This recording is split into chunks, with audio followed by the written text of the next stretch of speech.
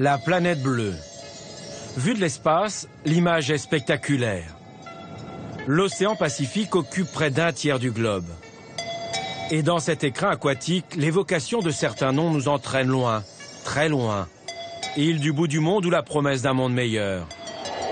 Les Marquises, Mopiti, Bora Bora, Tahiti, des lieux mythiques qui font rêver. Mais depuis quelques années, avec les prévisions des experts climatiques, cette région s'inquiète des répercussions possibles sur ces territoires confettis. Des inquiétudes relayées par certains responsables politiques locaux. Les industries pissent et pissent et pissent des millions de tonnes de gaz carbonique dans l'atmosphère. Les victimes, c'est bien nous, les pays du Pacifique et les îles Basques du monde entier. On nous demande d'évacuer nos populations. Nous, on a posé la question, mais on va évacuer où notre population? Il nous faut absolument réagir. Aujourd'hui, il faut trouver des solutions pour aider la nature et pour lui permettre de se régénérer. On fait courir des bruits, dépêchez-vous, il faut évacuer, l'eau arrive. C'est un peu comme le tsunami. Mais il n'y a pas de danger. Pour moi, il n'y a pas de danger. Jusqu'ici, tout va bien.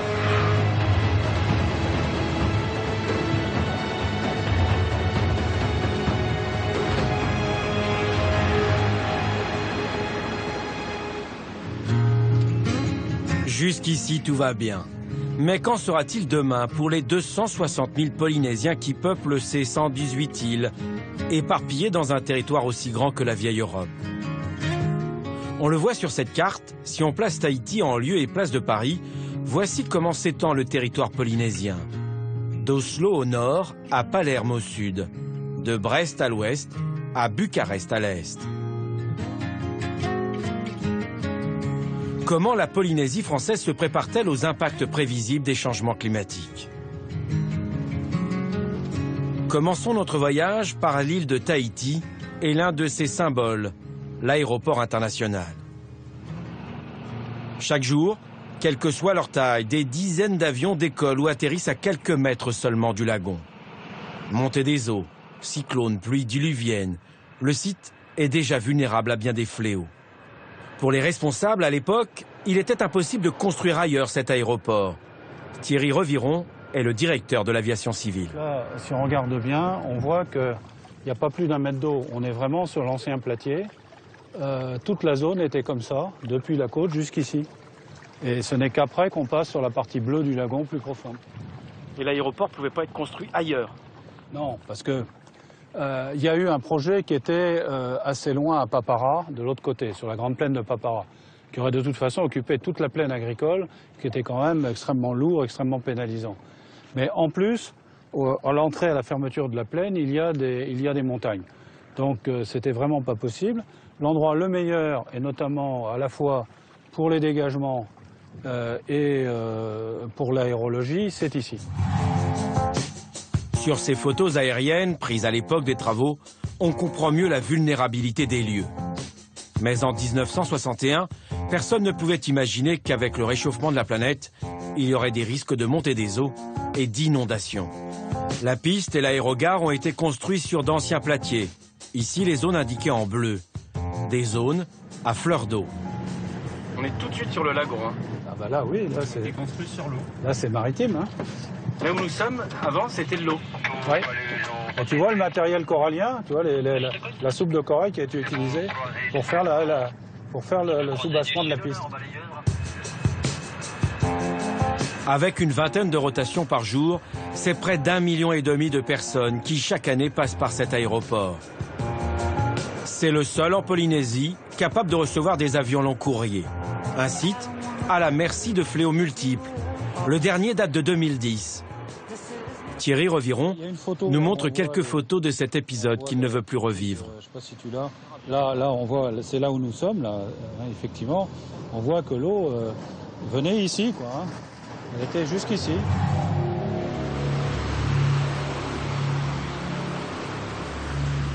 Ces images ont été filmées le 4 février 2010. Ce jour-là, le cyclone Oli frappe le cœur de l'archipel des Australes. L'aéroport de Tahiti est loin de l'œil du cyclone, à plus de 300 km. Et pourtant, Oli provoque des dégâts sur une partie de la grande île. L'aéroport est inondé. Le trafic aérien est suspendu. La vie s'arrête à Tahiti, comme dans une grande partie des îles polynésiennes. Ici, on a presque l'impression qu'on est en pleine mer. On a un lac avec la tour derrière. La photo doit être prise un petit peu plus loin. On a l'impression qu'il n'y a que de l'eau. Mais ça montre quand même la vulnérabilité de cet aéroport. Tout à fait. Oui et non. Là, effectivement, le problème de cet aéroport, c'est que la piste est à 1,50 m au-dessus de l'eau. Son avantage, c'est qu'il est quand même très solide. Et après tout, on a pu évacuer l'eau naturellement, par gravité, en combien 6 heures. Hein. C'était bloqué de 10 heures à 16 heures. Voilà. Si le directeur de l'aviation civile se veut plutôt rassurant pour le trafic aérien, en revanche, il ne cache pas son inquiétude pour ces quartiers installés juste à proximité de la piste. On est à la limite des premiers squatteurs, des premiers farets qui sont entre ici et l'autre bord de la piste. Squatteurs, c'est-à-dire qu'ils ont construit là illégalement? Ici, c'était la mer autrefois, ça a été remblayé progressivement et peu à peu, ces terres-là ont été utilisées, au départ pour planter des arbres, des bananiers ou autres, et peu après, derrière les bananiers, on a vu arriver des constructions de fortune. Objectivement, je pense que c'est dangereux. J'ai été conduit effectivement à agir, notamment auprès du Haut Commissariat, pour tout faire progressivement pour réduire cette situation qui n'est pas digne, qui est à la fois dangereuse et indigne.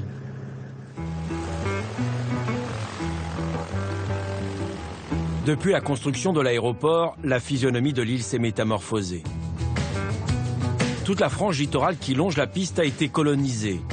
Des villes, comme Papeete ou Faa, sont surpeuplées.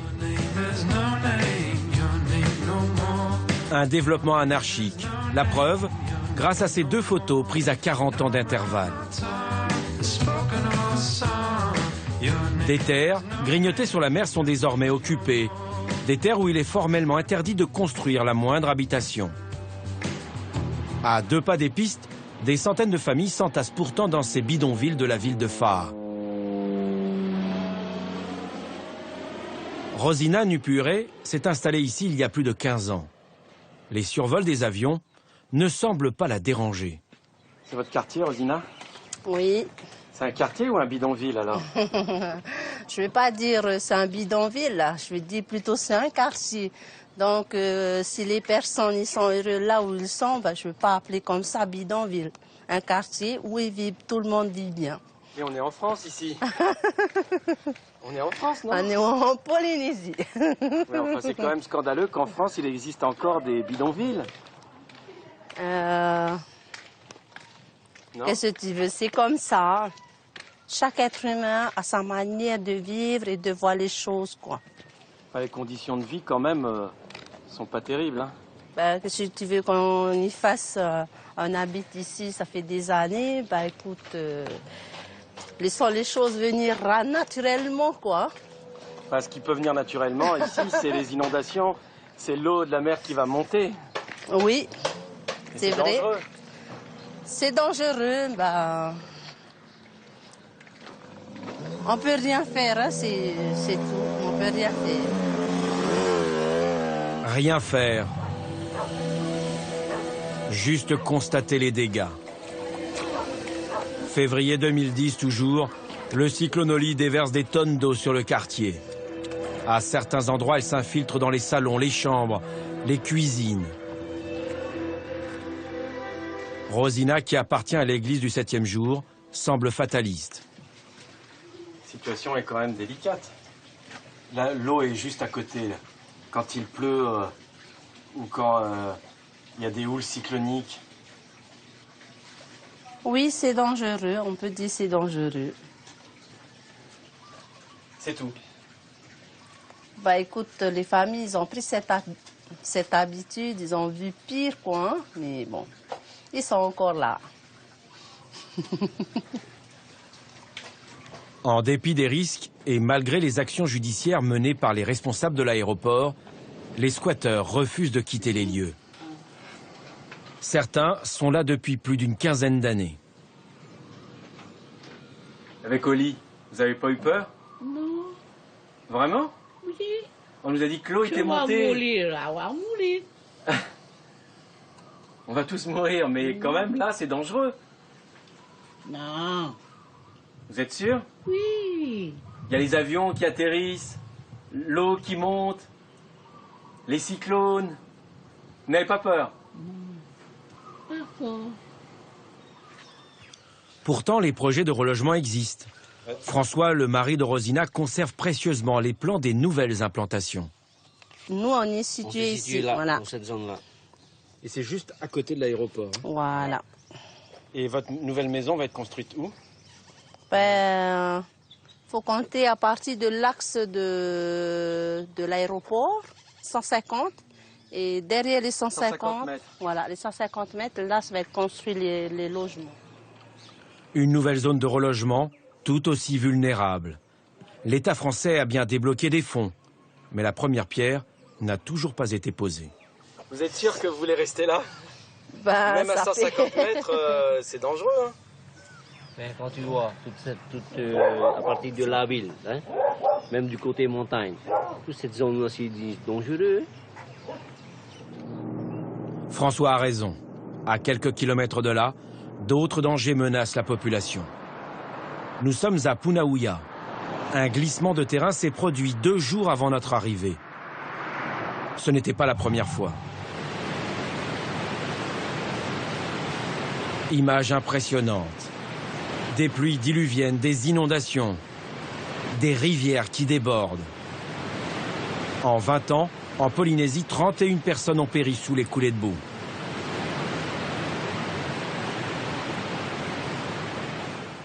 L'eau est arrivée où alors?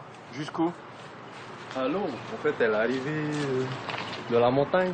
Comme il y avait un chantier et tout, avec les fortes pluies, c'est descendu. Après, c'est arrivé par le quartier, par les caniveaux. Le caniveau a été bouché et au niveau de la route aussi. En fait, l'eau est montée jusque-là. Et ça a inondé la chambre, là? Oui, ça a inondé la chambre. Tout ça en seulement 1 heure? Non, tout ça en 1 heure. En regardant de plus près, on s'aperçoit qu'une pelleteuse était à l'œuvre. Le déboisement de la colline a favorisé la coulée de boue. Un nouveau chantier dans une zone classée à risque. Mais que font les autorités pour limiter les dangers? En 2007, elles ont lancé le PPR, le plan de prévention des risques. On est vraiment dans la nuance entre ce qu'ils appellent maintenant en France la zone noire et la zone rouge. Hein, si on prend l'exemple des suites de la tempête Xynthia, où zone noire, il faut évacuer tout le monde, exproprier les gens, indemniser. Zone rouge, on reste dans l'inconstructibilité, mais les constructions qui sont déjà en place sont maintenues et sont conservées. Dans certains cas, il est déjà trop tard. Si les prévisions des experts climatiques se confirment au plan local, les cyclones et les pluies seront plus intenses et plus fréquents. Comment alors s'adapter à ces nouveaux enjeux? Il y a eu une énorme étude qui a été entreprise, qui se poursuit d'ailleurs, hein, sur déjà au départ la connaissance des phénomènes, c'est-à-dire la connaissance des aléas. Qu'est-ce qui se passe quand on a des pluies énormes en matière de débordement de rivières? Qu'est-ce que sont les risques en termes de mouvement de terrain? Qu'est-ce qui se passe quand il y a des cyclones?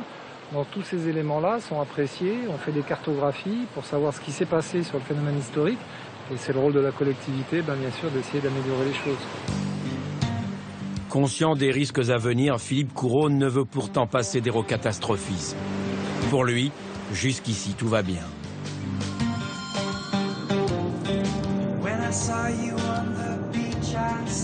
Les 5 archipels de Polynésie représentent un peu plus de 4000 km² de terres émergées, soit un peu moins de la moitié de la superficie de la Corse. Elles sont constituées d'îles volcaniques comme Tahiti ou Moorea. Il y a aussi des atolls coralliens, comme l'archipel des Tuamotu. En tahitien, ce sont les îles du ciel, des îles qui représentent des territoires lilliputiens. Nous arrivons à Manille. La hauteur de l'île ne dépasse que rarement 1 mètre au-dessus du niveau de la mer. Petite et étroite, d'où une plus grande vulnérabilité. Fabienne Bennett ne se déplace qu'en tricycle.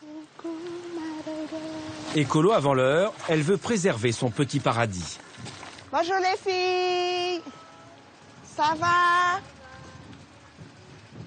La secrétaire générale de la mairie sait qu'aujourd'hui, rien ne pourra éviter la montée des eaux dans ce coin du Pacifique. Fabienne, c'est l'endroit le plus vulnérable de l'île? Oui, toute cette partie que l'on voit ici, là, c'est la partie la plus vulnérable, puisque le vent qui arrive vient du nord, et donc les vagues arrivent de ce côté-là, de l'atoll, avec un courant sortant qui freine quand même la puissance des vagues qui arrivent de ce côté-là et qui renvoie tout ça ici. Ici, on a très vite pris conscience des risques. Mais comment se protéger des vagues déferlantes? La mairie avait construit ce premier mur. Très vite, il s'est révélé inefficace. Vous voyez ce mur qui est là? Cette fondation, c'est ce qui servait un petit peu de frein quand l'eau arrive pour que les propriétés ne soient pas inondées. Mais il est tout petit ce muret. Oui, on s'est aperçu que quand il y a une forte houle, l'eau passait au-dessus de ce muret. C'est pour ça que nous avons sollicité le service de l'équipement pour avoir un muret beaucoup plus haut pour pouvoir isoler les habitations d'une éventuelle inondation.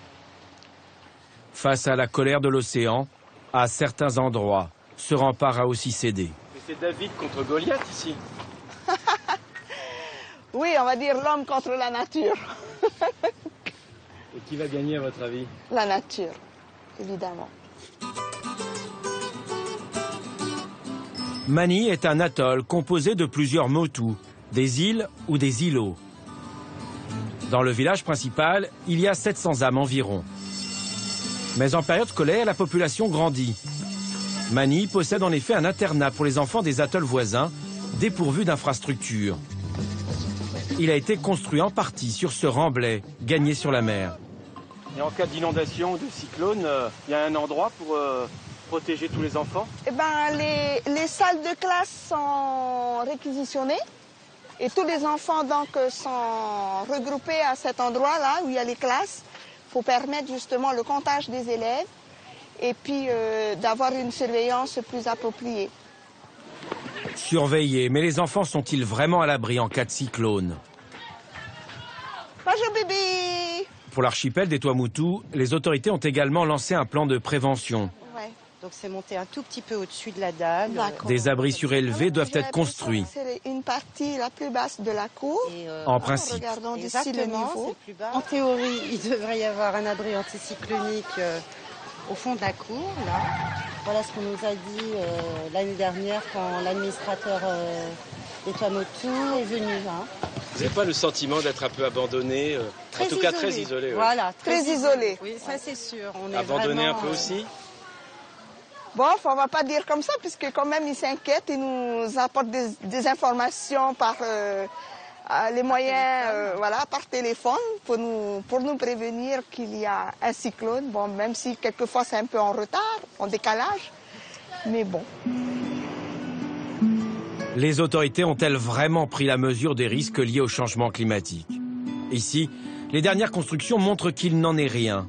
Cette cantine scolaire a été réalisée en dépit du bon sens. Elle est située sur le front de mer, comme la mairie. Des installations publiques à moins de 50 cm au-dessus du niveau de l'océan. Fabienne Bennett nous emmène sur un autre Mutu. C'est à seulement 10 minutes en bateau. En cas de cyclone pour la population, c'est aujourd'hui la seule porte de sortie. Car sur cette île, il y a l'aéroport.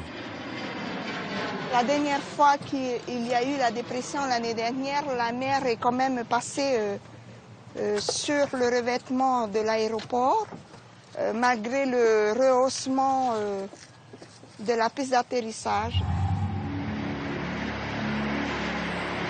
Face aux éléments, l'aéroport a été submergé à plusieurs reprises ces dernières années. À chaque fois, les vagues ont presque tout emporté sur leur passage. Trop exposée, la piste a été surélevée. Une première fois, puis une seconde. Déjà pour venir du village à l'aéroport, il nous faut au moins 10 minutes de temps de bateau. Quand la mer est agitée, et quand c'est c'est impossible de traverser. Et la difficulté, c'est que en venant jusqu'ici et puis de voir que l'aéroport est impraticable, ça c'est encore un peu plus décevant, quoi. Isolée, Manille vit au rythme des houles cycloniques, des tempêtes et des rumeurs. Il y a eu un agent du service de l'urbanisme qui est passé et donc il aurait dit à certains villageois que Manille allait disparaître dans les années 2075. Donc c'est pas très loin. Dans le village, certains refusent d'imaginer une telle hypothèse. Vous savez que vous allez peut-être devoir évacuer l'île? Non. Pourquoi? C'est pas dangereux de vivre ici? Ouais, non. Et les cyclones? Laisse le bon Dieu. Bon, c'est la nature, quoi. On peut pas. C'est en allant interroger la mère de Manille que l'on sent la portée de cette rumeur. Lors de notre dernière réunion au Congrès des mines, on nous demande d'évacuer nos populations. Nous, on a posé la question, mais on va évacuer où notre population? Donc, ils nous proposent soit les Maquis, soit Makatea. Mais pourquoi ils vous ont demandé d'évacuer? Parce que c'est à cause de la montée des eaux. Trop dangereux? Trop dangereux, oui. Trop dangereux pour la population, oui. Mais à votre avis, la population ne voudra pas évacuer? Je crois pas. Je crois pas qu'ils veulent quitter l'île. Et vous n'allez pas les convaincre? Je vais essayer de le faire. Déjà, moi-même, j'ai pas envie d'y aller. Moi, je me pose la question, peut-être en 2050 ou en 2040, je serai plus dans ce monde, mais je m'inquiète quand même pour mes enfants et mes petits-enfants. À l'écouter, Manille ne serait bientôt plus qu'un atoll fantôme. Fantasme ou réalité? La population doit-elle quitter son moutou? Pour le savoir, nous repartons à Papeete. Seul le gouvernement polynésien peut prendre une telle décision. Un gouvernement souverain, même s'il reste dépendant des subsides de l'État français. Nous sommes dans la salle du Conseil des ministres. A priori, ici n'a jamais été question d'une telle évacuation. Radio cocotier, ça marche aussi. Hein. C'est un thème propre à la Polynésie. On fait courir des bruits, dépêchez-vous, il faut évacuer, l'eau arrive. Hein. C'est un peu comme le tsunami. Hein. Mais il n'y a pas de danger.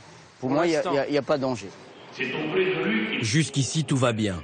Mais au sein de l'Assemblée polynésienne, on ne partage pas forcément cet optimisme. Le réchauffement climatique, on a vu Tuvalu, on a vu les autres îles. La Polynésie, je dirais qu'aujourd'hui, ce réchauffement climatique est déjà là. La montée des eaux est déjà présente. Donc les Tuamotu seront les premiers touchés, les îles hautes après, mais tout le monde ne sera pas épargné. Cet ancien ministre de l'Environnement pense qu'il faut dès maintenant anticiper les risques. Pour l'archipel des Tuamotu, l'enjeu est crucial. Les populations de ces îles basses, en cas de montée des eaux, ne pourront pas se réfugier sur les hauteurs, comme sur ces îles volcaniques. Bora Bora, Tahiti ou les Marquises. Alors en insistant, on apprend qu'il existe des solutions alternatives, au cas où.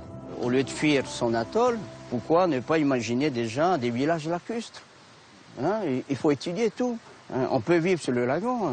D'ailleurs, nos pilotis, c'est ça aussi.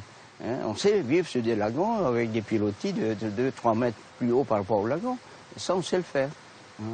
Donc, c'est pas la peine de bouleverser totalement le mode de vie. Il faut s'adapter, à mon avis, mais c'est un coût. Hein. À ce moment-là, il faut nous aider à construire des villages lacustres. Une cité lacustre, une idée originale. Mais est-ce la solution la plus pertinente? En Polynésie française, il existe déjà ce type de structure.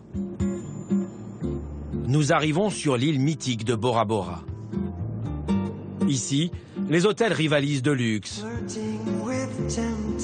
Des palaces flottants où en haute saison, la nuit dans l'un de ces bungalows peut coûter entre 600 et 1200 euros.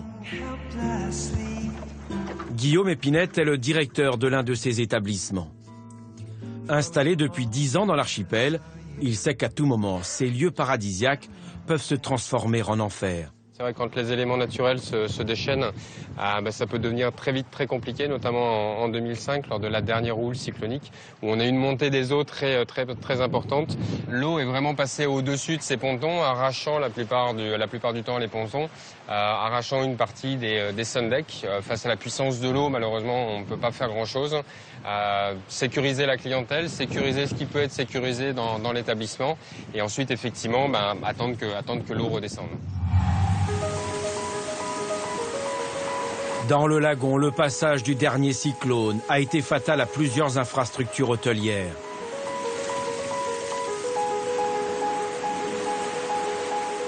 De l'autre côté de la baie, les propriétaires n'ont pas voulu réparer les dégâts.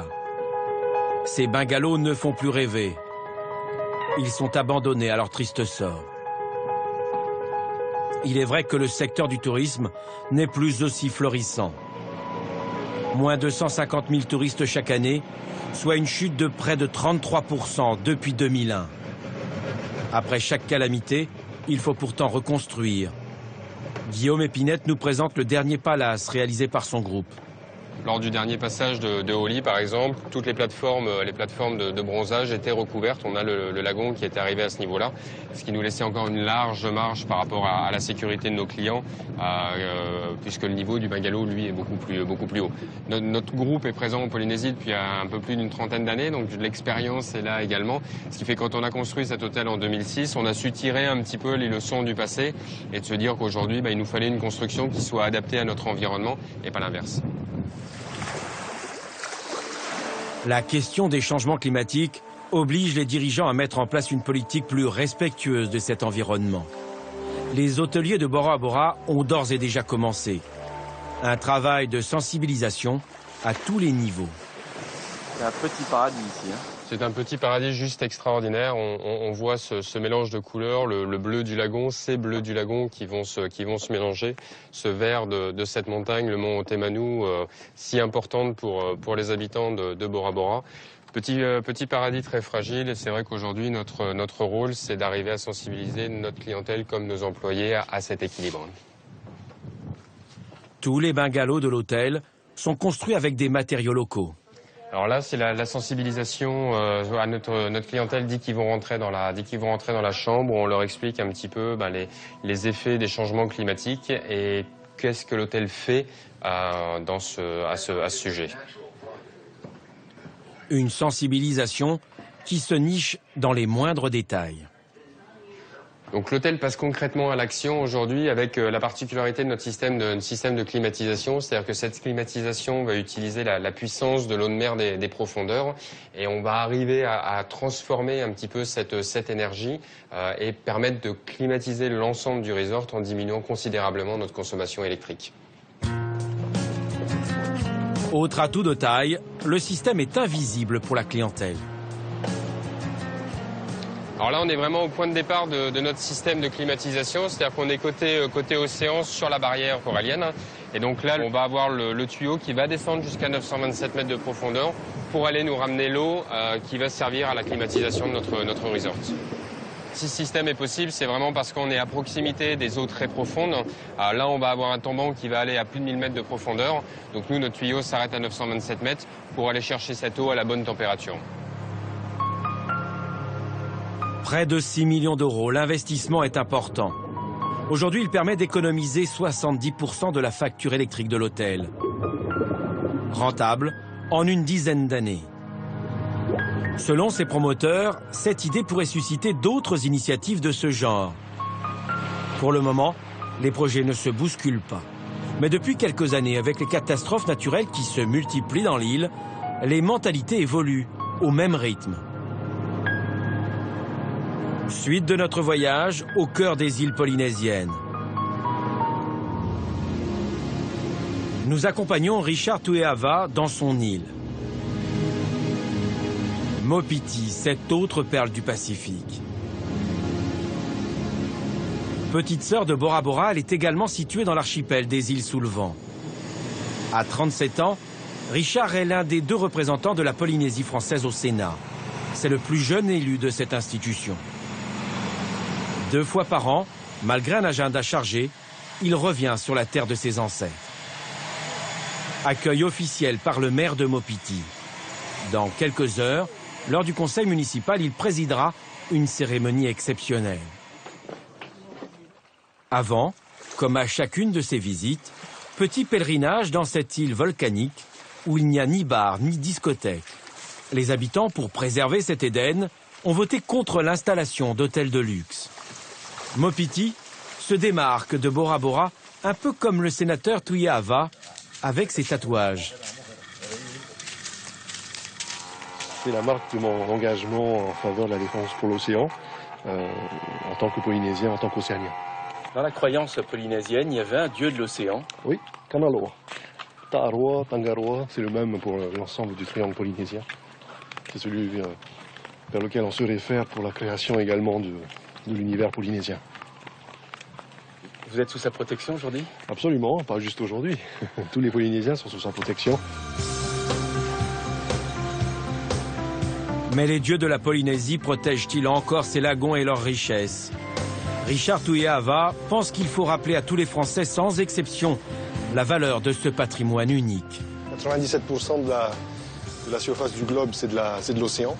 Et sur 1/3 de la planète, c'est l'océan Pacifique. Et dans cet océan Pacifique-là, 5 millions de kilomètres carrés, c'est la Polynésie française. C'est dire le poids que la Polynésie française et sa responsabilité représentent dans les futurs changements, dans l'évolution du changement du climat, dans la gestion de la zone maritime mondiale. Je pense qu'on ne le dit pas assez, on ne le reconnaît pas assez. Et en plus, on ne reconnaît encore moins les intérêts des populations autochtones qui font partie de ces populations-là, de ces pays-là.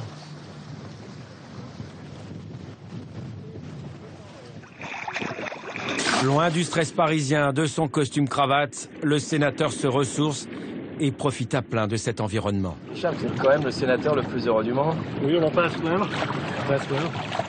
Et c'est votre environnement d'adoption. Enfin, c'est vos racines quand même. Oui, oui. Les Polynésiens estiment que l'environnement ne leur appartient pas, c'est nous qui appartenons à l'environnement. Mopiti a déjà souffert. 1997 par exemple, le cyclone Osea ravage tout sur Mopiti. L'île est coupée du monde. 3 semaines avant, l'atoll voisin n'est pas épargné. Le cyclone Martin dévaste entièrement ce Motu. Alice est la seule survivante de Bellinghausen. Depuis le passage du cyclone, depuis 48 heures, elle attend les secours. À cet emplacement, il y avait une maison, un parc à cochons. Aujourd'hui, il ne reste plus rien. Rien non plus des voisins qui habitaient le Motu, la famille Taputu. Les soldats du RIMAP n'ont rien trouvé. Ils étaient pourtant 8, 2 adultes et 6 enfants. Aujourd'hui, 8 disparus. À Mopiti, en revanche, pas de victimes à déplorer. Mais les dégâts sont considérables. Depuis 1975, pas moins de 40 cyclones ont frappé les îles polynésiennes. Ces 10 dernières années, ils sont plus fréquents. Ça veut dire qu'il y a une grosse catastrophe qui s'est abattue sur mon île. Et il y en aura d'autres, à votre avis? Je ne souhaite pas. Je le souhaite pas. Moi, personnellement, je ne dirais pas que c'était une punition. Parce qu'après le cyclone, c'est toujours la verdure. C'est toujours la verdure, c'est toujours quelque chose de bon qui remplace. Les cocoteraies renaissent, ça donne beaucoup de fruits, l'île devient accueillante et la mentalité des gens change. C'est vraiment quelque chose d'extraordinaire après. Des propos surprenants. Pour le pasteur, avec ces cyclones, les populations prendraient plus conscience de la fragilité de leur environnement.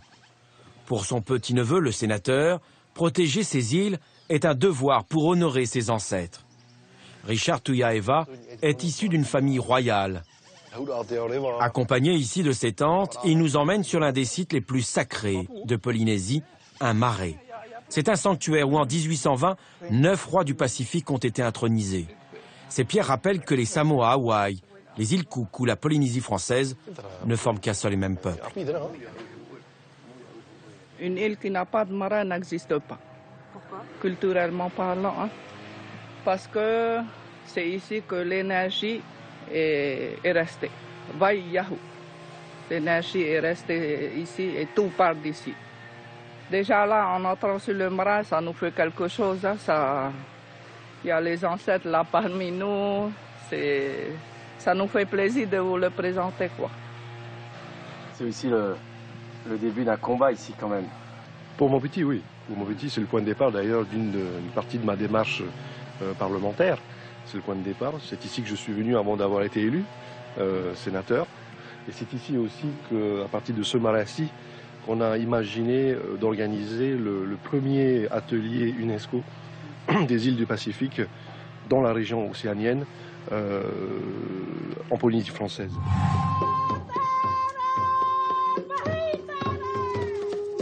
En fête d'atelier, c'est un événement exceptionnel.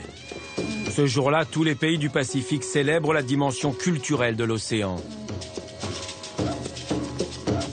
Une déclaration pour rappeler au monde l'importance patrimoniale de l'océan Pacifique. Cette sensibilisation, le sénateur l'amène sur tous les fronts. En août 2010, les maires de Polynésie découvraient à travers plusieurs films les dégâts provoqués par les changements climatiques dans d'autres pays du Pacifique, au Tuvalu ou aux îles Kiribati. À Mopiti, les réunions du conseil municipal ne commencent jamais sans une prière, comme pour conjurer le mauvais sort.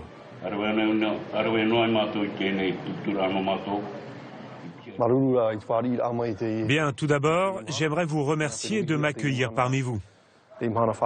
Si je suis là, c'est pour vous dire qu'aujourd'hui, nous sommes dans le rouge. Les problèmes liés aux modifications de l'environnement sont à présent bien visibles. La montée des eaux des océans est pour nous tous un problème majeur. Un jour, un représentant de l'Union européenne m'a demandé « Allez-vous construire des digues autour de vos îles ?» Alors je me suis assis et j'ai réfléchi. Les pays du Nord détruisent tout et ce serait à nous de nettoyer. C'est le maire qui est choisi comme référent climatique. À l'unanimité. Il sera chargé d'informer la population des risques liés à la montée des eaux, aux cyclones et aux pluies torrentielles. Seules les communes polynésiennes n'ont pas les moyens de lutter contre ces fléaux. Des communes au budget limité qui veulent aller chercher directement des fonds auprès de l'Union européenne. Un travail de longue haleine, mais essentiel pour préserver ces joyaux du Pacifique. En Polynésie française, le combat est sur tous les fronts. L'écosystème sous-marin est aussi menacé par le réchauffement de la planète. Ces barrières de corail, si elles disparaissaient, fragiliseraient un peu plus les îles qu'elles protègent.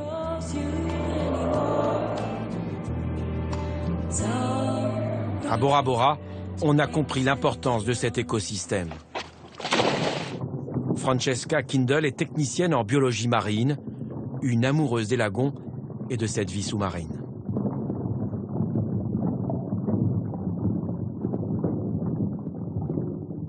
Je ne sais pas ce qu'on va laisser aux enfants, à nos enfants, aux enfants des enfants, et ainsi de suite.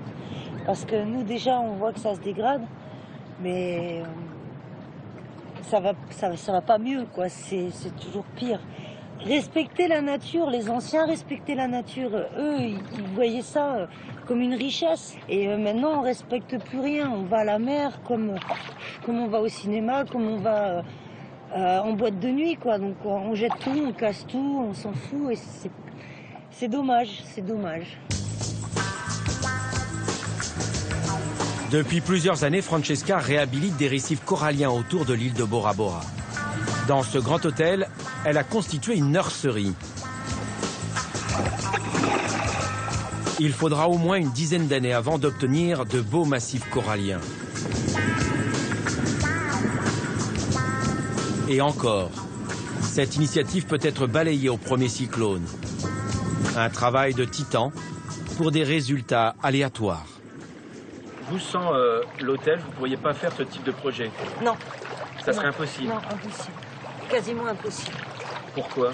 Il y a des personnes dans le gouvernement qui ont envie de faire quelque chose, qui ont la motivation, mais on leur coupe l'herbe sous le pied à chaque fois. Donc il n'y a rien qui avance, il n'y a rien qui avance. Et si on ne trouve pas des solutions autres pour développer, pour réaliser quelque chose, ben, on n'arrive à rien. Les coraux sont des êtres vivants. Ce sont surtout des indicateurs des changements climatiques. En Polynésie, ils sont étudiés sur l'île de Moorea. C'est juste en face de Tahiti. Depuis 1971, les experts du CRIOB auscultent les fonds sous-marins du Pacifique Sud. Thierry Lison de Loma est ingénieur biologiste. C'est une sonde qui est...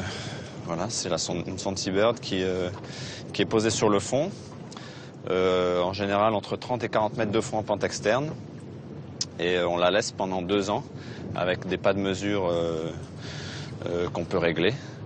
Et donc elle mesure en continu les différents paramètres physiques qui nous intéressent. Depuis 2001, il sillonne les eaux du Pacifique. Observation et surveillance de la température, de l'acidité de l'eau et de tous les facteurs naturels qui pourraient évoluer avec une hausse des températures. Ces coraux sont sensibles à toute augmentation de chaleur. Jusque-là, en Polynésie, les récifs résistent plutôt bien. Les coraux, ces animaux marins, sont relativement épargnés par les blanchissements, ces phénomènes qui tuent les récifs de manière fulgurante. Avant d'obtenir des résultats probants, il faudra encore attendre de longues années. Mais d'ores et déjà, pour ces scientifiques, les inquiétudes ne manquent pas. Alors cette image, c'est l'image de la pente externe de Moorea avec ses coraux avant le cyclone. Bon, on a un état qui est très florissant, plein de coraux bien vivants. Et puis là, juste après, tous les coraux sont retournés, la mortalité est extrême. Donc quasiment plus un seul corail vivant. On a derrière nous 30 ans de données qui nous montrent que les récifs évoluent avec des cycles, sous certaines conditions. Ces 30 ans de données nous montrent que jusqu'à présent, les récifs récupèrent bien, dans le Pacifique tout au moins. La grosse question, c'est pour l'avenir, est-ce que ces phénomènes de résilience, c'est-à-dire de récupération après des stress naturels, auront toujours lieu? Est-ce que les récifs vont aussi bien résister que par le passé? L'hypothèse majeure, c'est qu'ils ne résisteront pas aussi bien qu'ils l'ont fait dans les années précédentes. Au CRIOB, une vingtaine d'experts en biologie marine travaillent sur les récifs coralliens. Cet habitat qui permet aux poissons de se nourrir et de se reproduire. Sa disparition entraînerait celle de milliers d'espèces. Un drame. Ici, les causes naturelles ne sont pas les seules menaces. Ici, c'est vraiment un site qui est soumis finalement aux allers-retours des ferries en permanence. Donc on voit beaucoup de sédimentation et on est en train de faire des études pour évaluer la pollution qu'il pourrait y avoir aussi en fait. L'idée c'est de comprendre comment les coraux réagissent face aux stress locaux et de mieux comprendre aussi lorsqu'il y a des changements de température, des hausses de température, est-ce que ces stress locaux finalement vont avoir un effet synergique avec la température. Donc est-ce qu'au contraire ils vont être encore plus sensibles aux épisodes de blanchissement ou au contraire est-ce qu'ils se seront adaptés à des conditions stressantes et pourront peut-être mieux survivre à un épisode de blanchissement. Pour ces recherches, Laetitia et Edouin n'hésitent pas à plonger dans les eaux polluées de Moorea.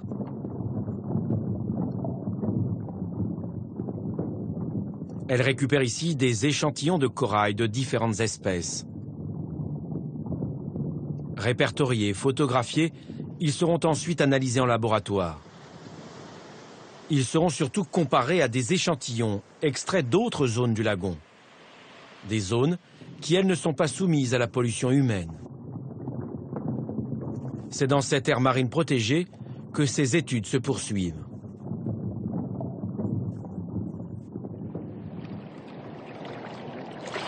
Les coraux ici sont plus affectés que dans d'autres régions du monde? Ils sont moins affectés par la hausse de température. On a observé moins de blanchissement sévère ici par rapport à l'océan Indien ou par rapport à la zone Caraïbe. Donc ils sont quand même moins affectés. Maintenant, il faut savoir que la Polynésie, c'est très très grand. Ça comporte 118 îles. Et en termes de superficie, c'est aussi grand que l'Europe. Donc on ne peut pas avoir des informations sur toutes les îles. Jusqu'ici, tout va bien. Mais en l'absence de données fiables et espacées dans le temps, il est impossible de se prononcer sur l'avenir de ces écosystèmes qui font la richesse de la Polynésie française. Dans cette mer cristalline, un coquillage produit l'un des joyaux du Pacifique. Pour apprécier sa valeur et sa beauté, il faut se rendre dans ce musée qui renferme des trésors inestimables. Rois et reines, à travers les siècles, se sont parés des plus belles perles, blanches ou noires. La perle, c'est toujours une affaire très mystique et mystérieuse. C'est le seul gemme qui provient d'un être vivant. Hein? C'est pas comme le diamant où on va chercher sous terre, les tailler, les façonner. Cette perle, elle est unique, elle est rare, elle fait 20 mm. Elle a une couleur très irisée, arc-en-ciel. Et c'est ça qui fait le charme de la perle. Un charme à près de 80 000 € cette perle rare. Ce collier est aussi à vendre 402 000 €. En Australie, il y a eu des périodes de mortalité. Au Japon également. Hein. Nous ne sommes pas les seuls à avoir ce phénomène. Vous n'êtes pas inquiet, vous? On est inquiet, mais heureusement, nous sommes dans une partie du monde où la pollution ne nous atteint pas encore. Serein Robert Wan, l'empereur de la perle, reconnaît à demi-mot qu'il y a eu des périodes difficiles. Cette mortalité des huîtres perlières est-elle liée à la pollution ou à des phénomènes climatiques? Nous sommes de retour à Manille, dans l'archipel des Tuamotu. C'est ici que les premières fermes perlières ont été installées en 1961. Mais ces fermes abandonnées montrent que la situation s'est dégradée. Le secteur est en crise économique. Fragilisée, la perle de culture ne va-t-elle pas souffrir des effets prévisibles du réchauffement de la planète, comme l'augmentation des cyclones ou la hausse prévisible des températures? En fait, pour comprendre la vulnérabilité de ce secteur, il faut d'abord raconter la magie de cette perle noire. Notre expert en la matière, c'est Gilles Mataota. Pour se rendre dans son monde, il faut traverser cette route constituée de soupes de corail et de coquillages. Bienvenue dans son petit paradis. C'est là que tout commence. Dans un premier temps, avec son frère, il part récupérer ses naissins. Ce sont de jeunes huîtres arrivées à maturité.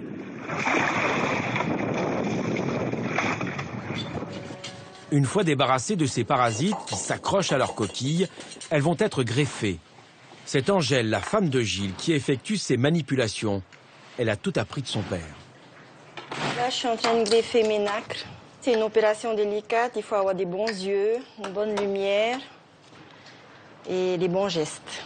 En plus, il ne faut pas trop la bousculer parce que même si elle ne te dit pas qu'elle a mal, elle souffre quand même quand tu l'incises. Alors, ce qu'il faut, c'est essayer de moins lui faire de mal pour qu'elle soit plus réceptive pour faire une belle perle, en fait. Vous portez pas de perles? Non. Pourquoi? Vous n'aimez pas? Si. Votre mari vous offre pas des perles? Si, mais pour porter, il faut être dans un endroit où ça se voit. Ici, il n'y a que la naque qui me regarde.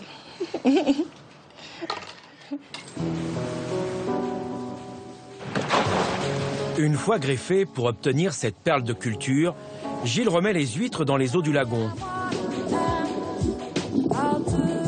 Surveillance constante. C'est là où l'alchimie peut opérer ou non. Pour optimiser les chances d'avoir une perle de qualité, il faut que la température ne varie pas, que la houle et le courant ne soient pas trop forts. Il faut aussi que la teneur en sel du lagon n'augmente pas. Ben, ça fait des effets contraires pour les huîtres. Elles ne supportent pas la chaleur, l'eau chaude. Donc, 1 ou 2 degrés de plus, elles pourraient mourir. Oui, exactement. Avec la crise d'aujourd'hui, ça ne nous arrange pas. Alors, il ne faudrait pas que ce phénomène réapparaisse aujourd'hui. Ce n'est pas le moment. Un équilibre fragile. Angèle et Gilles exploitent une ferme de 10 hectares. Ils produisent en moyenne 120 000 huîtres perlières chaque année. Si la magie est au rendez-vous, ils devraient récolter 40 000 perles noires. Mais Angèle sait qu'une épée de Damoclès est au-dessus de leur tête. Il y a eu beaucoup de morts. C'était des récoltes qu'on devait faire et quand on a été récupérer les nacres, elles étaient toutes mortes. Donc on a rempli des bateaux de nacres mortes alors qu'elles étaient destinées à la récolte. Donc il n'y a pas de récolte du tout. Tout ça parce que la température de l'eau avait augmenté. La température de l'eau avait augmenté, mais surtout parce qu'il n'y avait pas de vent, donc pas d'oxygène. Parce que le vent emmène les vagues emmènent l'oxygène. Et l'oxygène, c'est important pour l'animal, quoi, pour la vie, en fait. Mais si l'océan se réchauffe Ouais. de 2 ou 3 degrés, Ouais. c'est la fin de la culture de la perle noire. Ben, j'espère que non. Mais à votre avis? J'espère que ça va pas empirer. C'est déjà assez difficile, vu que le prix de la perle a beaucoup chuté. Si en plus on nous retire complètement ce métier à cause du climat, à cause du réchauffement, à cause de la pollution, la couche d'ozone et tout ça, ben, on va se retrouver chômeurs, là. Un drame quand on sait que ce secteur emploie aujourd'hui près de 7000 personnes. Une perle qui est l'emblème de la Polynésie. Si ce symbole pâlit, c'est l'image de la Polynésie, ce petit paradis sur Terre qui risque bien d'être écorné. Tout au long de notre voyage, on n'a pas cessé de nous le répéter. Jusqu'ici, tout va bien. Tout va bien, mais jusqu'à quand ?